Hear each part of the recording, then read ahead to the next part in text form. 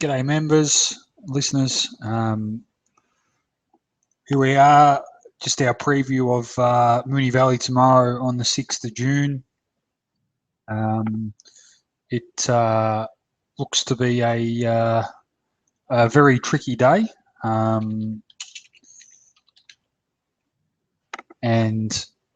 I think that we're definitely best suited to play the day by ear.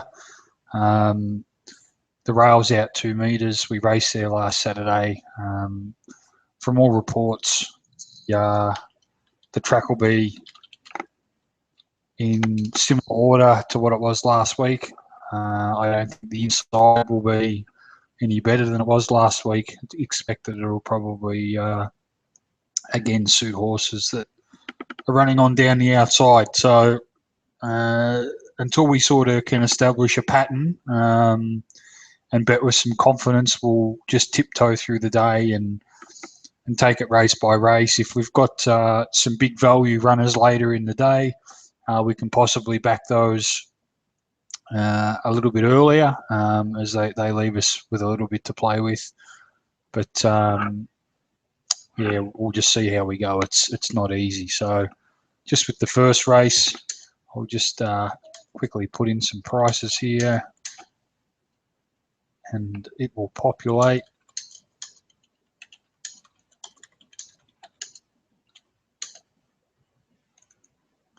So basically at this stage, we've got a couple of overlays on our base figures in the first, and that's Safari and an Essence of Terror.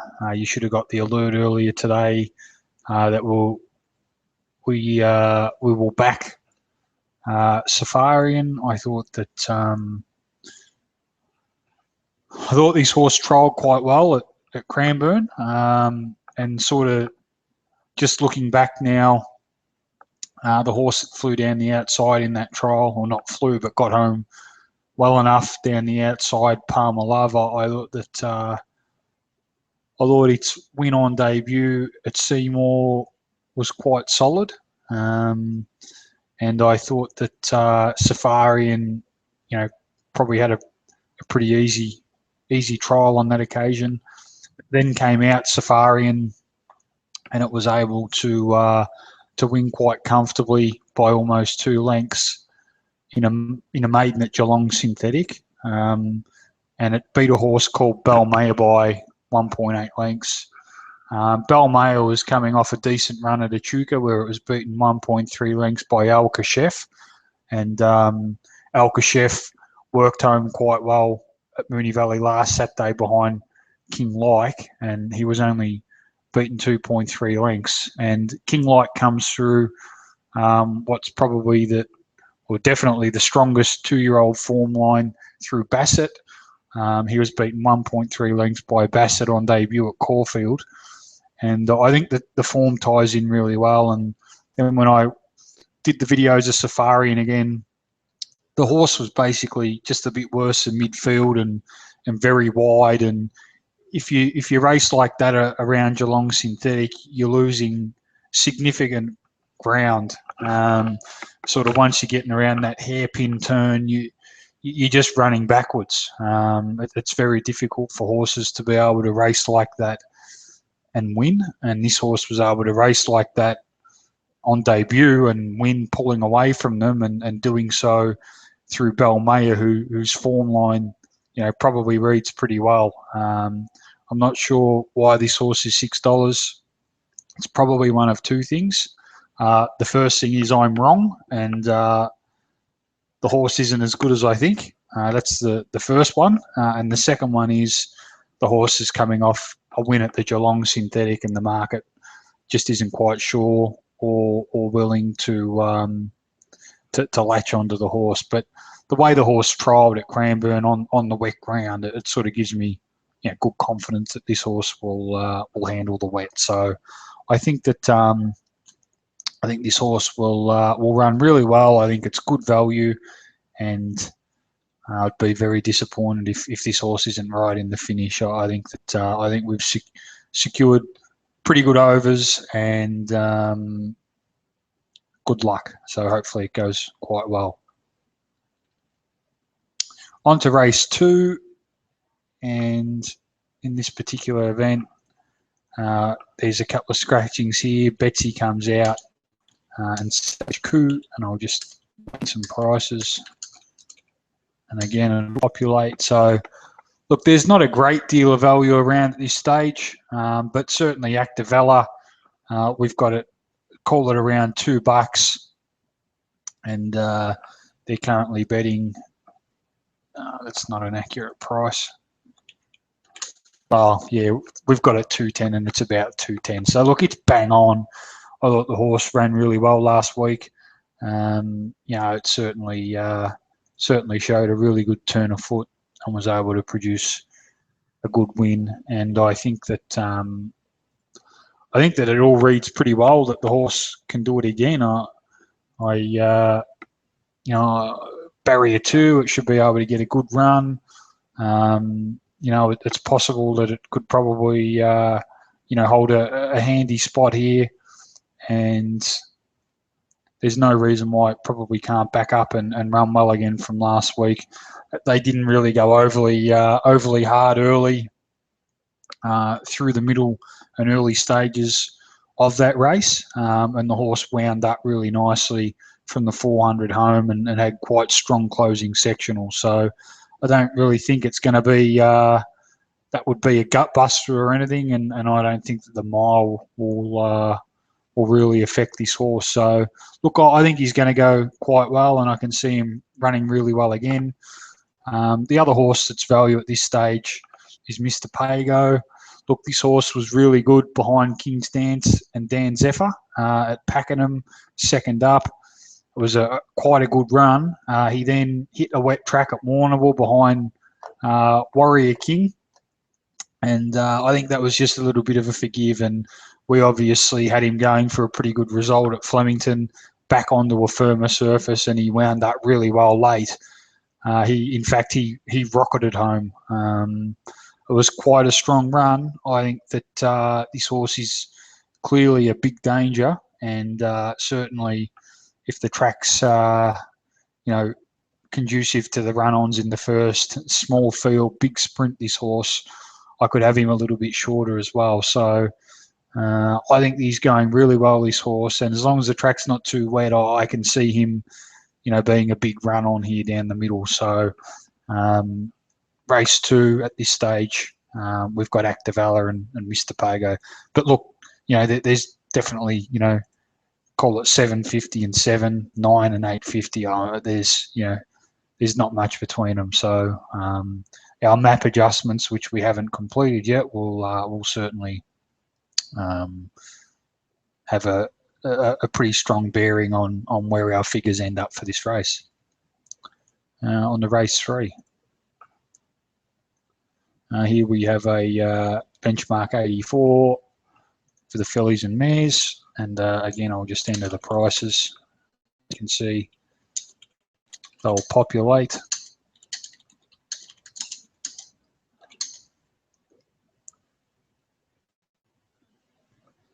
Okay, so look, at this stage we have 3 value runners. The value runners are Coronation Chelan, Jessie Bell, and Miss Maggie Beale. I don't think this is a very straightforward type of race. Clearly, it's fairly competitive. We have Coronation Chelan here, who is another horse on the backup with Jessie Bell. There's a few backup horses here from last week. Again, they were in a race where they didn't really go overly hard. I thought that Coronation Chelan probably looked at face value to race a bit poorly. But when I did some re-rates and whatnot, I think it ran pretty close to the best it ever has on my end. It was a pretty high figure in the end for Orion, and even just looking at Jessie Bell, I think that it's gone pretty well. So I sort of can't see any reason why Coronation Chelan probably won't run another good race again. And, it's just the type of horse that's got such a good record at Moonee Valley, it's so consistent. I think that it'll go well. Obviously, again, if it's favouring horses that are going to get, probably aren't going to be advantaged up in that leading pack, it's probably a horse that will have to knock back a little bit. But we'll sort of see how that goes. Jessie Bell, look, she was game last week. She just missed out. I thought her run was really good, and certainly she probably has another length or so to squeeze out on my class figures. And she probably went about as good as she ever has on my speed. So I think that she's cherry ripe to probably repeat that effort and be really hard to beat. Barrier 10, it may be an advantage, it may be a disadvantage. We'll sort of need to play it by ear what happens there. And we've got Miss Maggie Beale who rates up as value, sort of in the 20s there. We'll monitor her. Look, she's pretty hard to catch, this one, but she certainly has a pretty good pattern. Like if you look at her run 4th up last prep, she hit a pretty strong race at Ballarat where she finished ahead of Smashing Doubt, who was dominant in winning last week. And I thought she's just a little bit disappointing so far this campaign, though. But the form, is fair. So let's see how she can go. And then again, we've got some other runners. Flying Aurora is probably going to be better suited back to a mile. Holy Cow gets around the mile here quite well at Moonee Valley, and I think they'll all go pretty well. So look, it's not an easy race, this one. It is quite even, and probably not a race I want to go mad on. We might just follow our number one class and speed ranker here, which is Jessie Bell, and we can cherry pick a few savers around her depending on what happens. On to race 4. Oh, this is quite a difficult race, this one. Newspaper and Amaretto come out. I'll just some prices. There's no blue markings there.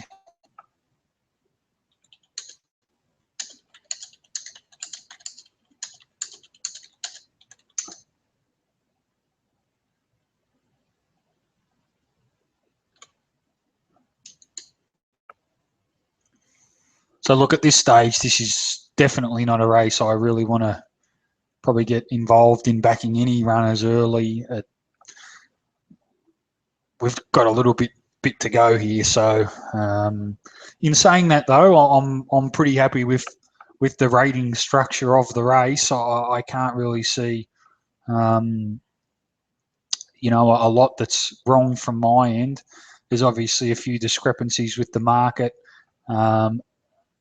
Against market horses, that being Rocking Gold, we've got quite longer than the market. Smoke and Al, who I concede has got pretty good form, but the figures just aren't quite there, but it's there with the market. But, as you know, I'll be prepared to have a bit of egg on my face on these types of runners. I think that they do beat us at times, but we certainly make enough money off opposing them long term historically that I'm not going to go adjusting a price just because it's shorter on the market. So Last Sight's a pretty classy type of horse. This horse, he really had a pretty good campaign last time out. I think he resumed with about a 2-length win over Tips and Beers last time out at Geelong. And if we sort of go back and track what Tips and Beers has done since then, he's gone pretty well. In particular, with recent runs, behind Longer On. He was only beaten a couple of lengths by Orion and Refulgent.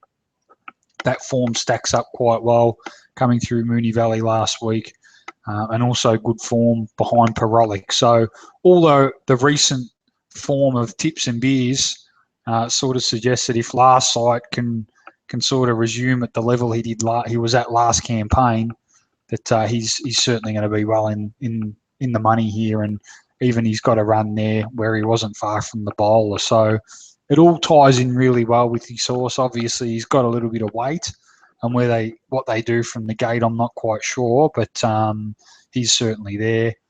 Presentia, he's a horse that's probably going to be a little bit better over further.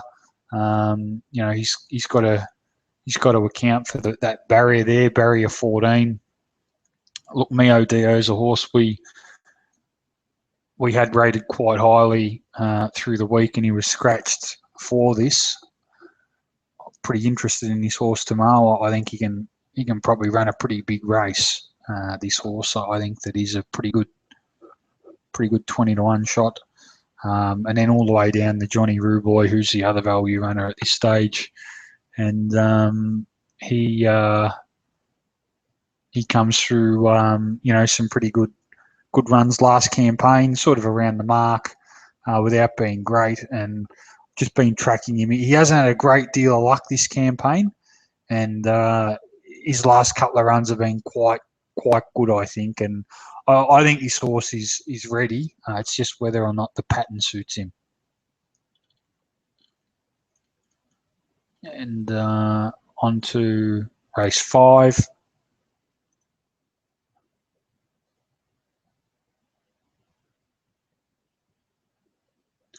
And I'll just whack them in there.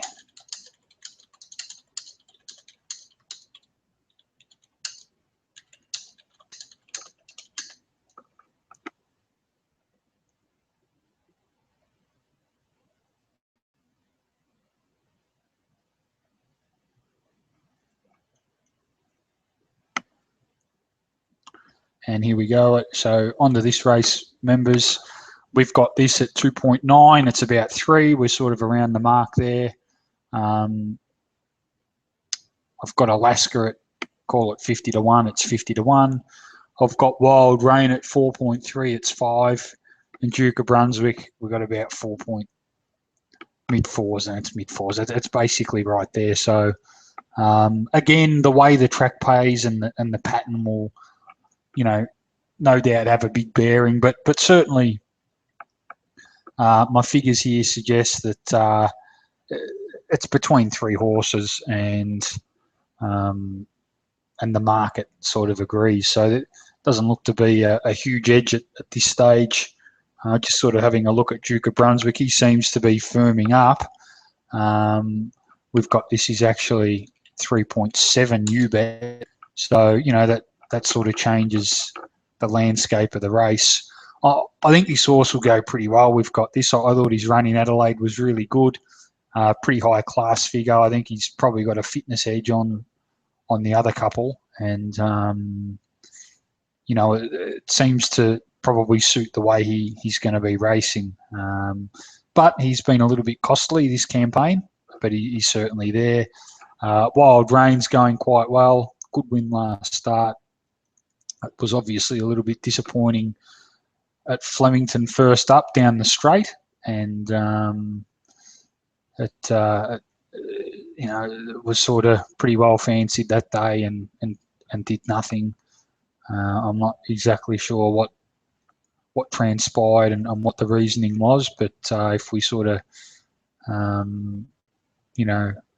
track the horse, it was a little bit out of character, so there's probably a little bit of an issue there, but certainly it bounced back with a pretty good win at Morphettville, and it's certainly a good chance. And then Duke of Brunswick, who resumed with a really good run at Caulfield behind Durandeel. That horse has obviously gone up and just been beaten in a listed race up in Queensland, and Manhattan Avenue came out, and unfortunately he was injured last week, but he came out and ran quite well behind Active Valor. So the form's pretty good, and they look the 3. So we'll see what happens there in the end.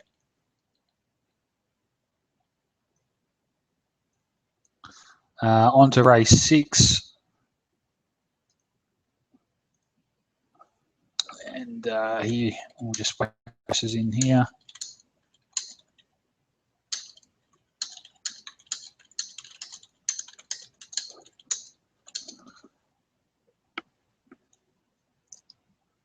Clanger's Glory, just while it's populating, yeah, he's probably a horse that he might be just going a little bit better than it looks. He's not going too badly, this horse. What have I done there? I've buggered something up.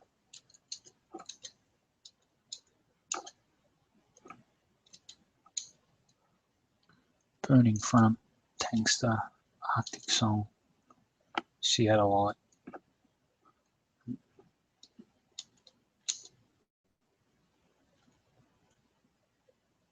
Yeah, so look, we've got it's one of these races. There's a handful of runners that are overs.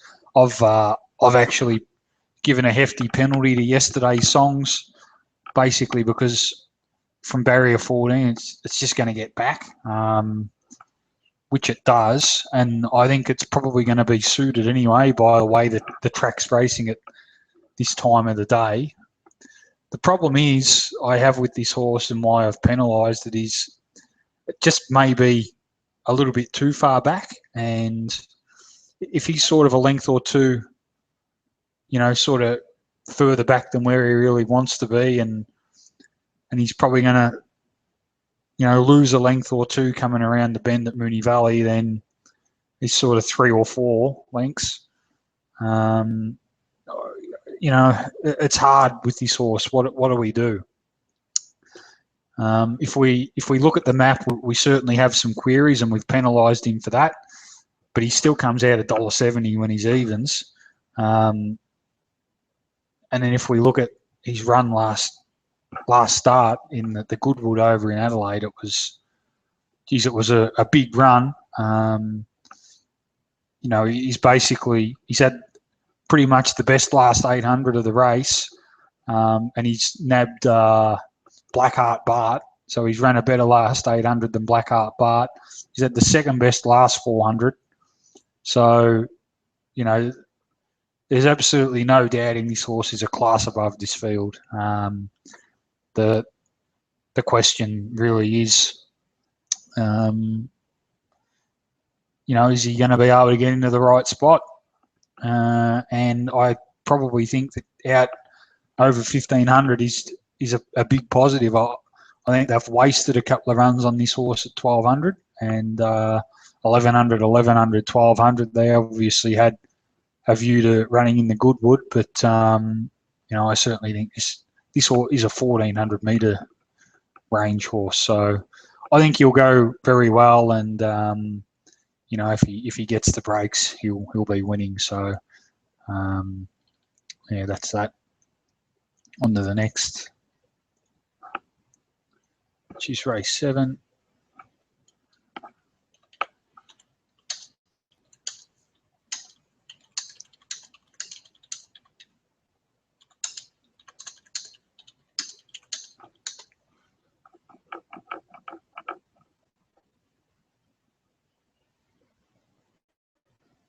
Okay. Look, Kingerwood he won like a world champion 2 starts ago, which he can do when he's right. And he then raced a lot slower. He's just to give you an idea, when he won it at over 1,800 at Flemington to when he was beaten by Magical, basically his raw time on standard was a 23 length differential. So he basically ran 20 lengths slower when he was beaten last start than he did when he won the start before. So obviously the track condition has got a little bit to do with that. But the track wasn't racing 20 lengths slow. It was just they probably just rode him a little bit wrong. They needed to go a little bit harder. The query I've got with him tomorrow is from barrier 4, there's no doubt he's going to be up on the speed again. There's no doubt that if Moonee Valley is racing even and fair, he's the advantaged runner because he's the fastest horse in the race.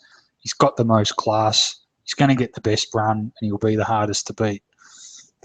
The query is here, will leading be the place to be? And, you know, I don't think it will be, which is a little concern.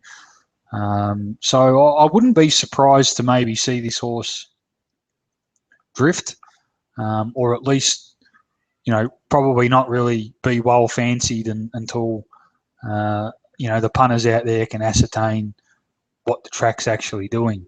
And that's going to take half a day until this race comes around. So I actually think that he could very well be a drift of this horse. And we'll see how he goes there. Then we're down the Parolic. Look, he comes through a decent run behind Longeron, and it's worth noting that Kenji would beat Longeron by 5 lengths. So when this horse is right, that shows you the edge he has on the field. Parolic has ran nowhere near as quick as Kenja but certainly his class figures on my end aren't far off at his best. And the fact that this horse got 54 kilos, I think that you know, there's certainly a significant advantage there on the weights when I measure the relative class between the two runners, and certainly Oliver looks to be a bonus as well for the horse. So there's a little bit to like about Parolic tomorrow. And then the other one's Tully Buck Kid. He's been up for a long time, this horse, but we can keep them going. This is a long time, but I can just sort of see this horse is the one that drops out if they go mad up front, as Kenja may do. He's just going to be there, this horse, Tully Buck Kid. If they're running on down the middle, he's going to get to the fast lane. He's going to be there. And he closed out well behind Magical and Kenja last start. He was only beaten a length. He doesn't mind this thing out of the track. So, you know, yeah, it's just one of those races. So really the way that the pattern plays for this race is going to have a huge bearing on where we go. And the market's got digitalism hard in there as well, under $10. And look, I think this horse is going really well. He's flying, this horse. He's having a really good campaign. But I'm just not sure he'll measure up to this class at 2,000 metres. I think that they might be a bit good for him. On to the next race, race 8. My Scuity on top. Look, the little query with her is that she's drawn the inside. So really a big monitor on the inside come this time tomorrow. And you know, certainly if it's no good, it's a concern. If it's no good and they're easing off the fence, it's not. So it's as I said at the start of this recording, it's quite a tricky day tomorrow. Make no mistake, we're dealing with a tricky card tomorrow. That's for sure. But look, her run in Adelaide was really good. You know, I rate Hazard quite highly, and we're able to get a good win out of her before she went over to Adelaide at big overs.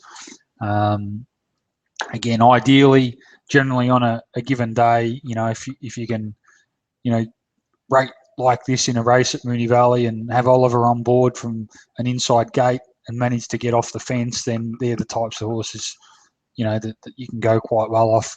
But until we know what the fence does, I'm not sure. Nadine West looks pretty good value. She's obviously got a horror of a gate, but if they're running on it, it could be an advantage. And her sectionals last week were really good. And I think that, you know, she's a horse that can run well here. Nautical, it's a costly horse, this one, but it always rates pretty well. And Whistle Baby, who's going really well, flying this horse, it needs to go from 1,400 back to 1,200 and from two big track wins to Moonee Valley. So there's a couple of little queries around Whistle Baby. but I think that it's going pretty well. So we'll just monitor. And then we've got Judicial Rock, who is running quite well. It's just not quite there for me, Judicial Rock, but granted, it's going well. And then on to the lucky last. Just whack the prices in here for you.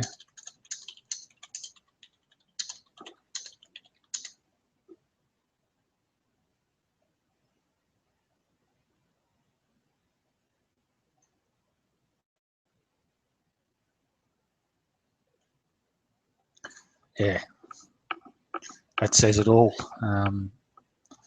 We've got some longer priced horses here in the market that are all coming up as overs, and that's partially to do because I haven't worked in any adjustments here for the maps. But look, it's a funny sort of race. Boomwire and Prince Harada are hard in the market publicly, and you could go back and cherry pick a run or two here and there to get them that short. I could, but if I just have a snapshot of what they've actually done this campaign on my end anyway, I'm unable to really get those horses anywhere near that level at this stage. Boomwire's going to be up on the speed. Prince Harada's probably going to get back. He has won quite well here at Moonee Valley, and looking up at the horses that have got the higher class rankings, we've got Nearest to Pin. He ran quite well in Adelaide last start. We've got Royal Island, who ran and won the Wongoom at Warrnambool, and could be a pretty strong rating race, I think. We've got Playmaster, who was a good winner last start at Caulfield. So there's a fair bit going on here. Certainly a difficult race. So as far as the horses to back early, members, that's it. Safarian. That's the only one. It's in race 1, and I think that it's the only horse on the whole day worthy of a bet, because I'm terrified if we bet too early later in the day of what will happen. So it's just one of those days.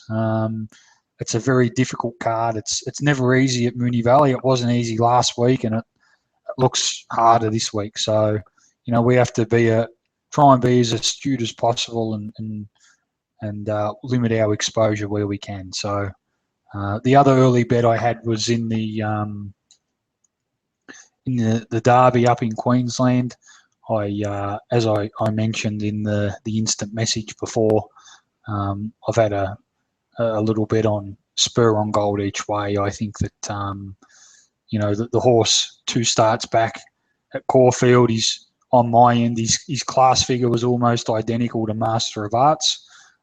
He had a big speed rating. Then he had a few weeks between runs and was in an impossible position off a fast tempo when he just missed against Unfurl. And again, he's up in the 120s for speed. That's in a high bracket when I have a look at all the other horses.